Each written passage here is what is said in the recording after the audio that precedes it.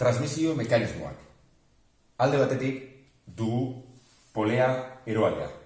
Eta polea eroaleak ardatzean izango du abiadura angeluar bat, radian segundutan, abiadura bera baina bira minututan, n bat, eta bat momentua. Beste aldetik dugu polea eroana. Zeinek abiadura angeluar bi izango duen, abiadura bera baina bira minututan, eta bigarren momentua. Beraz, transmisio erlazioa zer da? Elementu eroalearen eta elementu eroanaren biraketa abiaduren arteko erlazioa da.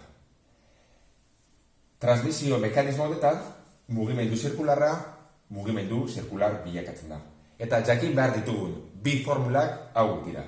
Alde batetik transmisio erlazioa, berdin, D2 zati D bat, berdin N bat zati N2.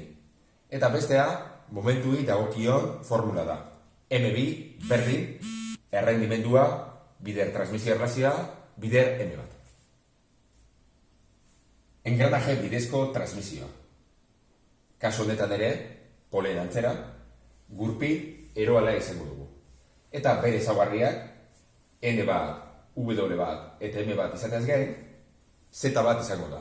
Hau da, engranai kopurua. Motorari konektatuta egongo litzateke normalean gurpil eroalea. Eta bestetik gurpil eroana. Eta hemen izango genituko ezke N2, U bikoitza bi, M2 eta gurpil honek dituen agin kopurua edo hortz kopurua, Z2. Zeintzu dira jakin beharreko formulak? Bi. Alde batetik transmisio erlazioa, I berdin, Z2 zati bat, berdin N bat zati N2. Eta beste alde batetik momentuen formula. M2 berdin, errendimendua, bider transmisio erlazioa, bider lehenengo momentua. Motorraren ardatzari atxikituta dagoen 80 hortz duen gurpila, 1250 bira minutura bilatzen da. Gurpilari 16 hortzetako pinuia dago engranatuta. Zein da pinuiaren biraketa abiadura? Irudian ikus dezakezuen bezala, gurpil eragilea edo gurpil eroalea berdina da. Eta 80 hortz ditu. Z bat, 80 hortz.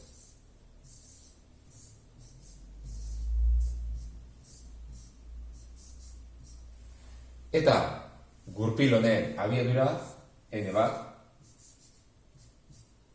1200 eta 250 bira minutua. Gurpil eroana edo pinoia berdina dira 16 hortzetakoa dela esaten digute.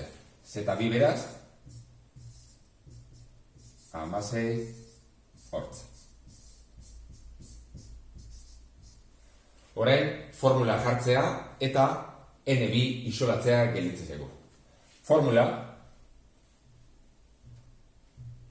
urrengo izango litzateke. Z2 zati Z bat berdin N bat zati N2. Eta hemendik N2 isolatu behar du. N2 berdin N bat bider Z bat zati Z2. Datuak ordezkatzen baldin baditugu, N2 gelditzen da 1200 eta 250 bira minutuko bider 80 hortz